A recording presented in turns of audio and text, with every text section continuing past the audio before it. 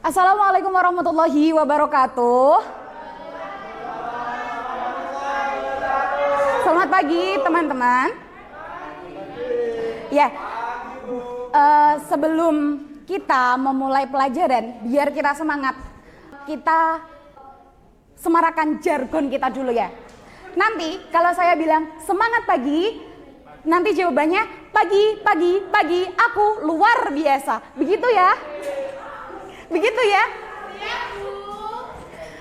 Cek sound dulu ya. Semangat pagi, pagi, pagi, pagi, aku luar biasa. Ya, terima kasih. Nah, sebelum kita ke materi unsur pembangun puisi, alangkah lebih baiknya kita tes ke fokusan kalian. Jadi, di sini saya ada satu game yang clue-nya masa kini adalah masa lalu. Clue-nya masa kini adalah masa lalu. Contohnya nih, ini 2, ini 3, ini 5, ini 4, ini 5, ini berapa? Salah, ini 5. Masa kini adalah masa lalu. Ini 2, ini 5, ini 2, ini berapa? 2. Clue-nya masa kini adalah masa lalu. Masa kini adalah masa lalu. Ini 5, ini 4, ini 2, ini 1, ini berapa? 1. Satu kali lagi ya, yang belum jawab harus jawab. Ini 5, ini 2, ini 3, ini 1, ini 5, ini berapa? 5. Karena clue-nya adalah masa kini adalah masa lalu. Jadi sebelum saya bertanya ini 1, tadi kan masa lalunya adalah 5. Jadi kalian jawabnya 5.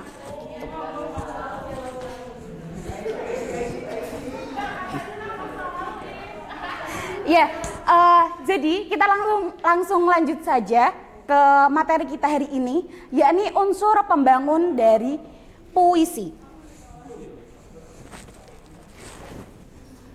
Di sini sudah ada pengertian puisi menurut KBBI atau Kamus Besar Bahasa Indonesia, di mana pengertian dari puisi adalah ragam sastra yang bahasanya terikat oleh irama, mantra, rima, serta penyusunan lari dan bait. Nah, puisi ini juga bisa diartikan sebagai gubahan dalam bahasa yang bentuknya dipilih dan ditata secara cermat. Selain itu, pengertian puisi menurut salah satu ahli, yakni menurut Sumardi, menyatakan bahwa pengertian puisi adalah karya sastra dengan bahasa yang dipadatkan, dipersingkat, dan diberi irama dengan bunyi padu dan pemilihan kata yang imajinatif. Nah, yang selanjutnya kita langsung masuk ke unsur pembangun dari puisi. Unsur pembangun merupakan faktor puisi yang membentuknya dari dalam dan dari luar, sehingga akhirnya bisa menjadi sebuah puisi yang indah. Dalam unsur pembangun puisi ini ada 2 unsur. Yang pertama adalah unsur intrinsik dan yang kedua adalah unsur ekstrinsik. Nah, untuk yang pertama, di sini sudah ada unsur intrinsik dari puisi. Di mana unsur intrinsik adalah unsur yang terdapat di dalam karya sastra atau puisi, di mana unsur intrinsik sendiri dibagi menjadi 2, yakni unsur fisik dan juga unsur batin. Yang di mana unsur fisik di sini terdiri dari kata konkret, diksi, imaji, majas, rima, dan juga tipografi. Unsur batin terdiri dari tema, nada, rasa, dan amanat. Yang pertama adalah tema. Ada yang tahu pengertian dari tema? Mas Jadid, pengertian dari tema?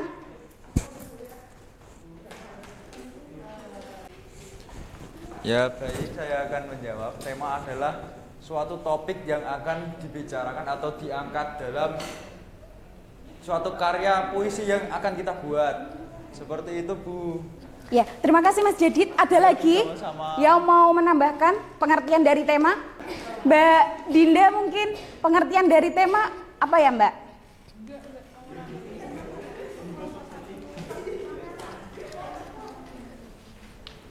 Malu-malu ya Mbak Dinda ya? Ya udah, kalau gitu kita langsung bahas saja pengertian dari tema. Di mana tema adalah pokok pikiran atau dasar adanya suatu karya. Yang dimana tema ini dipakai sebagai dasar untuk mengarang dan lain sebagainya. Jadi tema di sini adalah pokok pikiran atau dasar utama ketika kita menciptakan suatu karya, termasuk karya puisi. Gitu ya. Kemudian yang kedua ada rasa. Pengertian dari rasa di sini adalah sikap penyair terhadap pokok permasalahan yang terdapat dalam puisinya.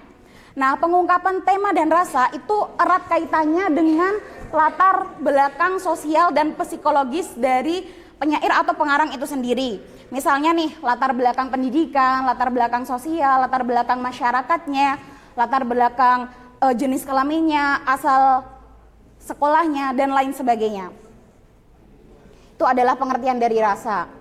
Kemudian yang ketiga ada amanat. Ada yang tahu pengertian dari amanat? Mbak Zatul, pengertian dari amanat? Pesan yang ingin disampaikan oleh penulis atau pengarang. Ya, terima kasih Mbak Zatul. Ada lagi yang mau menambahi, Mas Aan? Pengertian dari amanat? Amanat adalah pesan yang disampaikan pengarang kepada pembaca atau pendengar. Ya, terima kasih untuk Mbak Fauziatul Husna dan juga Mas Aan. Di sini kita bisa lihat amanat, di mana amanat adalah pesan atau tujuan dari adanya sebuah karya sastra yang ingin disampaikan dari pengarang kepada pembaca. Begitu ya, pesan atau tujuan. Yang selanjutnya, di sini ada nada.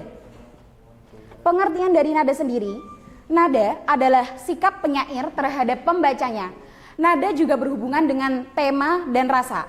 Nah, penyair dapat menyampaikan tema dengan nada menggerutu, mendikte, bekerja sama dengan pembaca untuk memecahkan suatu masalah, atau justru si pengarang menjadikan pembaca itu untuk melawan masalah tersebut. Begitu.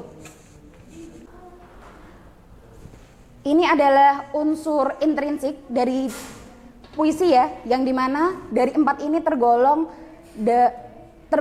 unsur batin dalam puisi. Yang selanjutnya di sini ada unsur intrinsik yang tergolong unsur fisik dari puisi itu sendiri. Yang pertama ada diksi. Ada yang tahu pengertian dari diksi? Diksi adalah pilihan kata. Apa?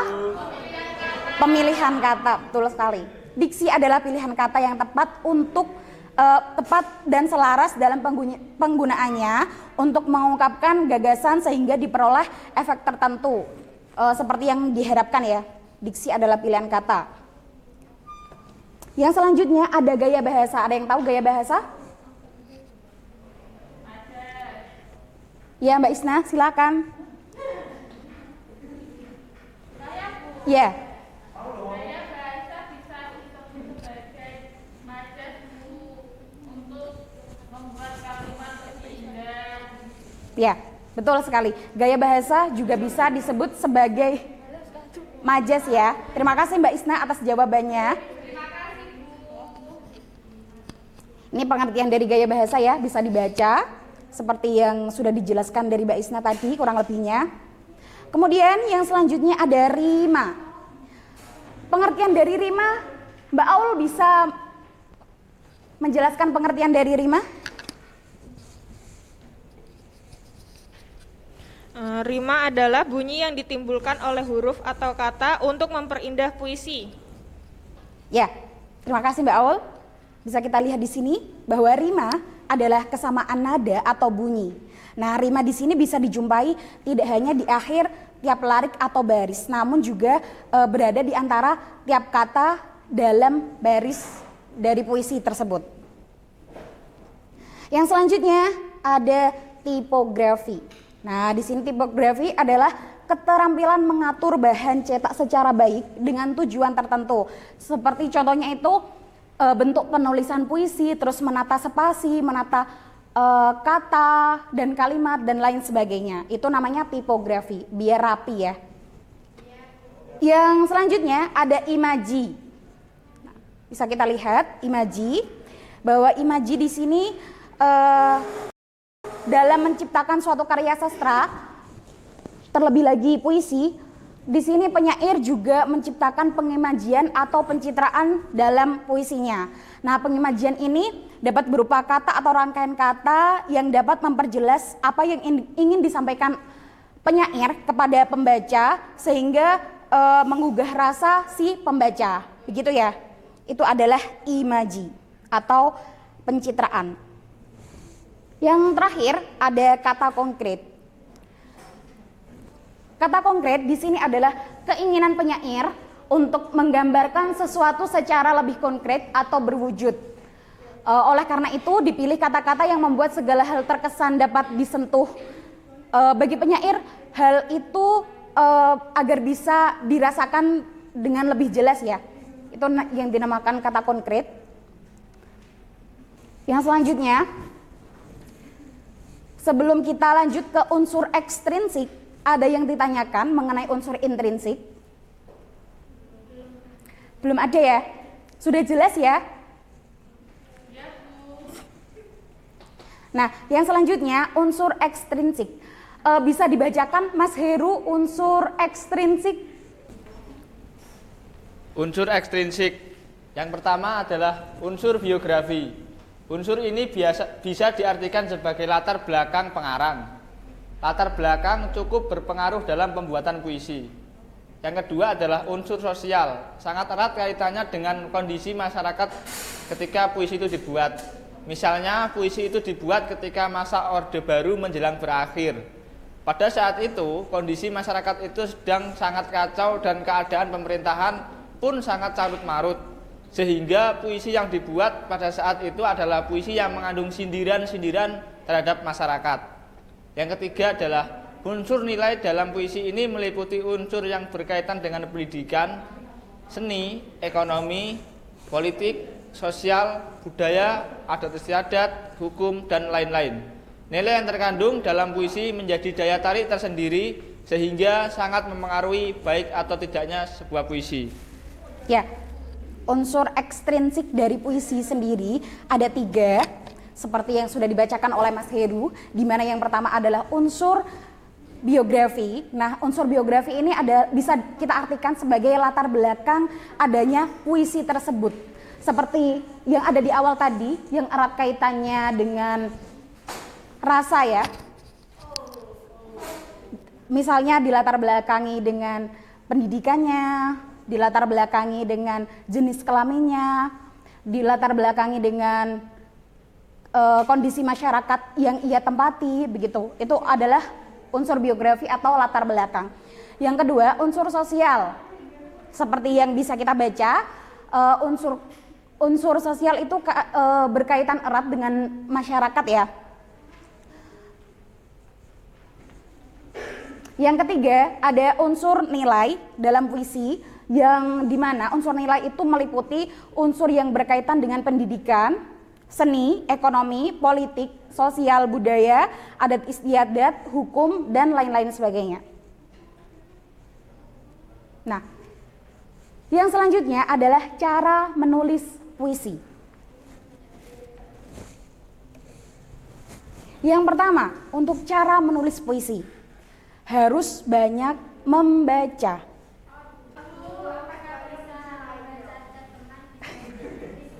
Nah, kalau malas membaca, silakan Mbak Nunung bisa membacakan yang ada di PPT.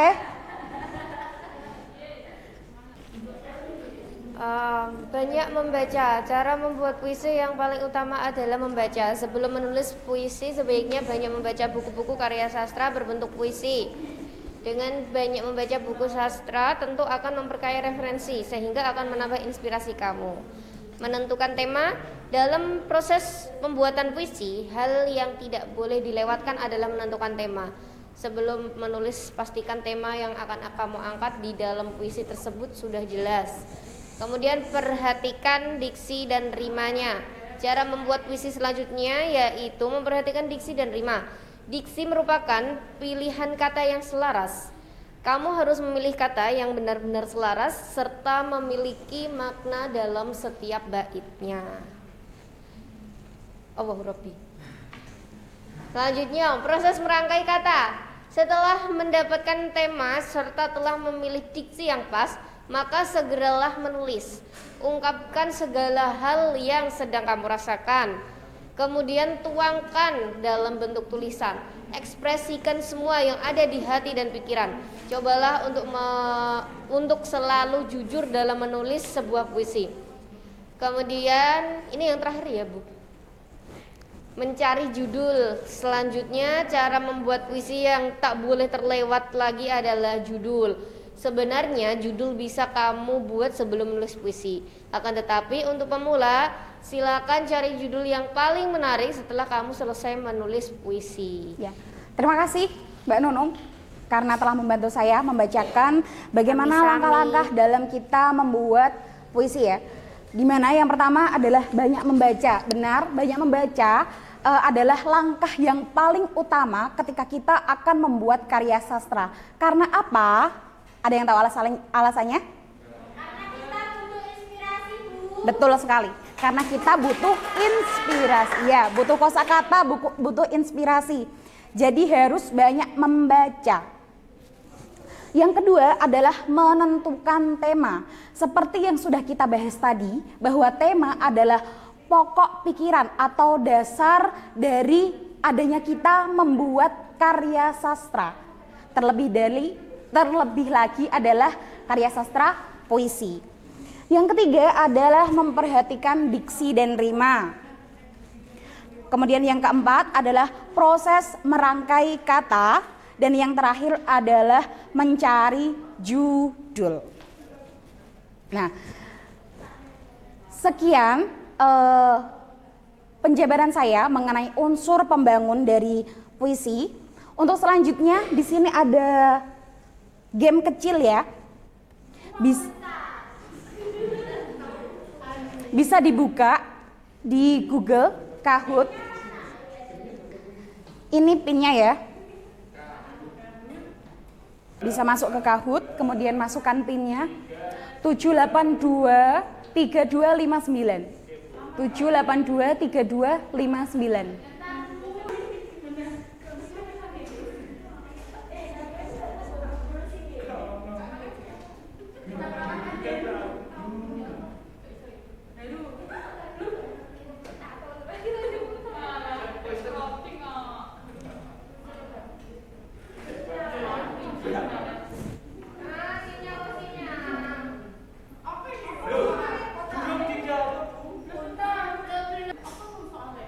Unsur pembangun dari puisi.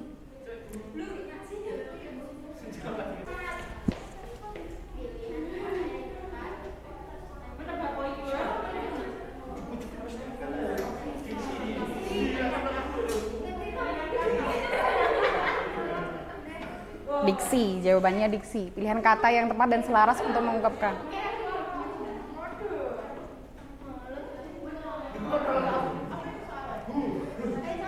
Unsur intrinsik dari puisi dibagi menjadi dua, yakni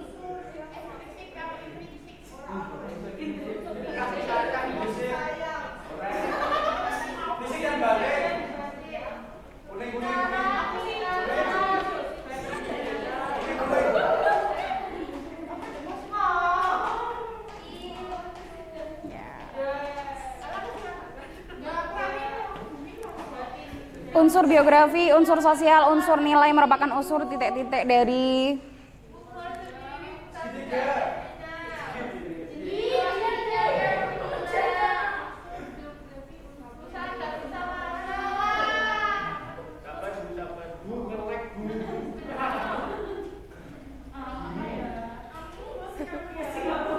ya, jawabannya unsur ekstrinsik.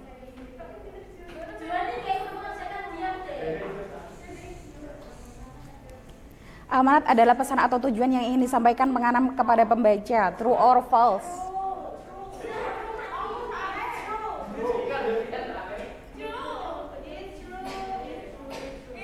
Yes. Betul.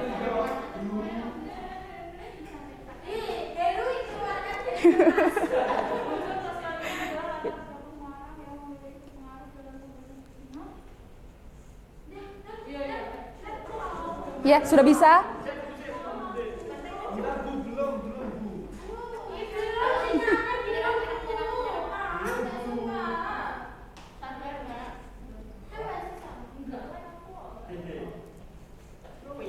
Salah satu cara untuk dapat membuat puisi adalah dengan banyak membaca.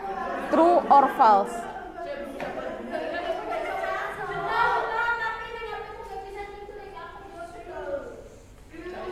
Ya, jawabannya benar ya, true. Next, soal terakhir, yang termasuk unsur fisik puisi adalah tema, nada, rasa, dan amanat.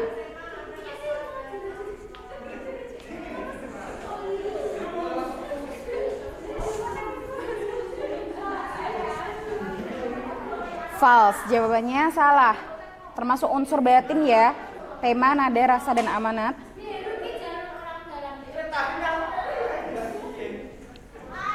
Ini.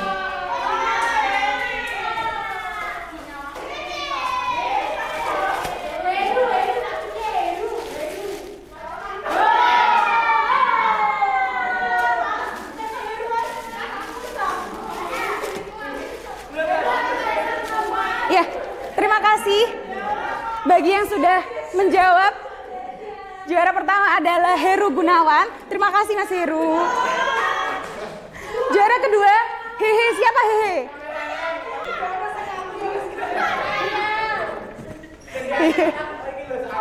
Terima kasih Hehe.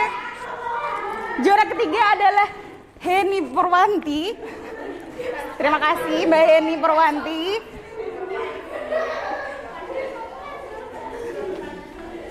Ya, itu tadi adalah game kecil yang sudah kita mainkan mengenai unsur pembangun dari puisi. Yang selanjutnya di sini saya ada satu soal lagi.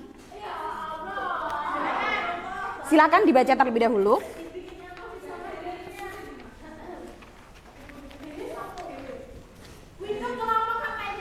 Individu.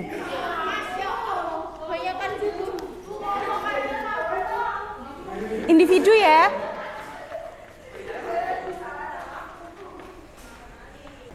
Ya, dari puisi ini ada yang mau membacakan? Mas Johan, ya boleh Mas Johan.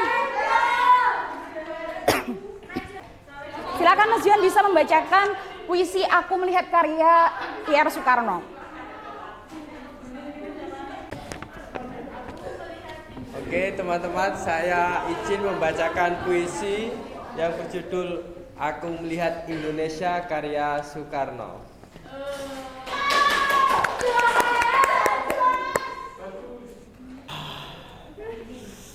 Jika aku berdiri di pantai ngeliup, aku mendengar lautan Indonesia bergelora. Membanting di pantai ngeliup, itu aku mendengar lagu Sajak Indonesia. Jikalau aku melihat sawah menguning, menghijau, aku tidak melihat lagi.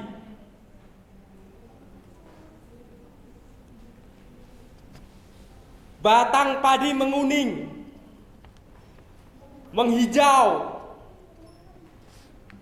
aku melihat Indonesia jika aku melihat gunung-gunung, Gunung Merapi, Gunung Semeru, Gunung Merbabu, Gunung Tangkuban Perahu, Gunung Klebet, dan gunung-gunung yang lain. Aku melihat Indonesia jikalau aku mendengar Pangkur Palaran, bukan lagi Pangkur Palaran yang kudengarkan, atau mendengar Indonesia jika aku menghirup udara ini, atau tidak lagi menghirup udara. Aku menghirup Indonesia jika aku melihat wajah anak-anak di desa-desa dengan mata yang bersinar-sinar, berteriak merdeka, merdeka, Pak merdeka. Aku bukan lagi melihat mata manusia. Aku melihat Indonesia. Terima kasih.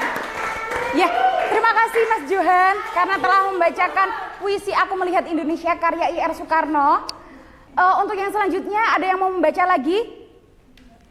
Mbak Nunung, boleh Mbak Nunung silakan membaca di depan. Ya, silakan Mbak Nunung membacakan puisi Aku Melihat Indonesia karya I.R. Soekarno.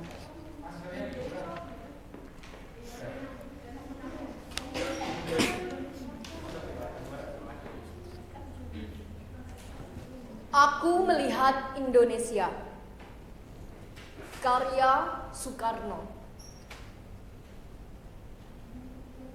Jika aku berdiri di pantai Ngeliep, aku mendengar lautan Indonesia bergelora. Membanting di pantai Ngeliep itu, aku mendengar lagu Sajak Indonesia. Jikalau aku melihat sawah menguning, menghijau, aku tidak melihat lagi batang padi menguning, menghijau. Aku melihat Indonesia. Jika aku melihat gunung-gunung, Gunung Merapi, Gunung Semeru, Gunung Merbabu, Gunung Tangkuban Perahu, Gunung Klebet, dan gunung-gunung lainnya.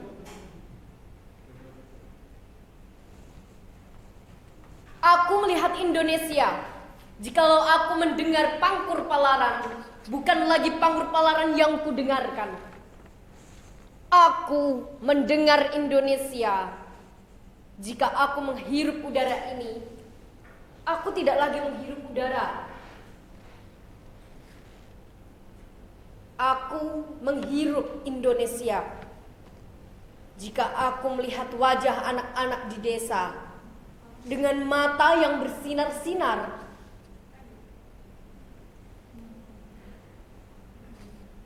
merdeka! Merdeka, Pak! Merdeka! Aku bukan lagi melihat mata manusia. Aku melihat Indonesia. Ya, terima kasih Mbak Nunung. Sangat bagus sekali ya pembacaan puisi dari Mbak Nunung. Saya apresiasi lebih-lebih bagi Mbak Nunung. Untuk selanjutnya di situ sudah ada tugas ya, di mana kalian harus mencari unsur pembangun dari puisi Aku Melihat Indonesia karya Insinyur Soekarno. Dan tugas ini adalah pekerjaan rumah. Ya. Jadi dikumpulkan di pertemuan yang akan datang. Begitu ya? Ya, mungkin cukup sekian penjelasan materi dari saya mengenai unsur pembangun dari puisi. Kurang lebihnya saya mohon maaf, tetap semangat dan terus belajar. Terima kasih. Wallahul muwaffiq ila aqwamit thoriq. Wassalamualaikum warahmatullahi wabarakatuh.